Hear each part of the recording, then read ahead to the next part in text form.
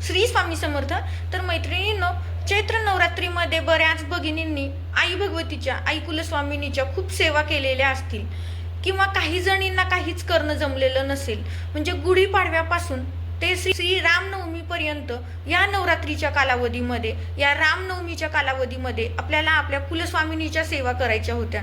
ज्यांच्याकडं घटस्थापना करतात तर त्यांनी घटस्थापना केलेली असेल, परंतु सगळ्याच घरी किंवा सगळ्याच लोकांकडं शारदीय नवरात्राप्रमाणे घटस्थापना केली जात नाही, परंतु सेवा मात्र जशा जमतील त्या पद्धतीनं आपण करत असतो. काही जणांच्या सेवा बऱ्याच झालेल्या असतील किंवा त्यांचे 9 दिवस दुर्गा सप्तशतीचे 14 पाठ केलेले असतील, काही जणांनी 9 पाठ केलेले असतील.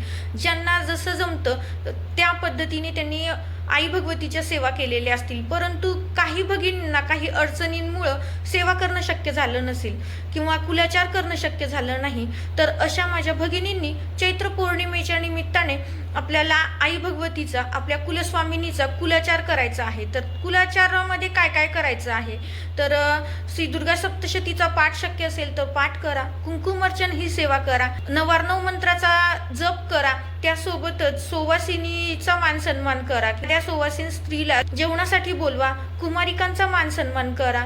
यथाशक्ती तुम्हाला जसं जमतं त्या पद्धतीनं तुम्हाला गुढीपाडव्यापासून रामनवमीपर्यंत कुठल्याच सेवा घडल्या नाहीत, परंतु तुम्हाला ह्या चैत्र नवरात्रीचं सगळं पुण्यफळ पाहिजे, तुमच्या कुटुंबावरती तुमच्या कुलस्वामिनीचा वरदहस्त कायम असावा असं वाटत असेल, तर निश्चितच त्या 9 दिवसाच्या कालावधीमध्ये जरी तुम्हाला काही शक्य झालं नाही किंवा तुम्ही बरंच काही सेवा केल्यात तरी सुद्धा तुमच्या आणखीन पुण्याचा बँक बॅलन्स तुमचा वाढावा, यासाठी चैत्र पौर्णिमेच्या दिवशी तुम्हाला कुलस्वामिनीचा कुलाचार करायचा आहे. तर यात काय काय करायचं आहे या माहितीचा सविस्तर व्हिडिओ आपल्या रेखा जगदंबे या चॅनलवरती मी अपलोड केलेला आहे. आवर्जून स्किप न करता पहा, तुमच्या सगळ्या प्रश्नांची उत्तरं मिळतील. आणि आपल्या चॅनलवरती जर नवीन असाल तर चॅनलला सबस्क्राईब करायला मात्र विसरू नका.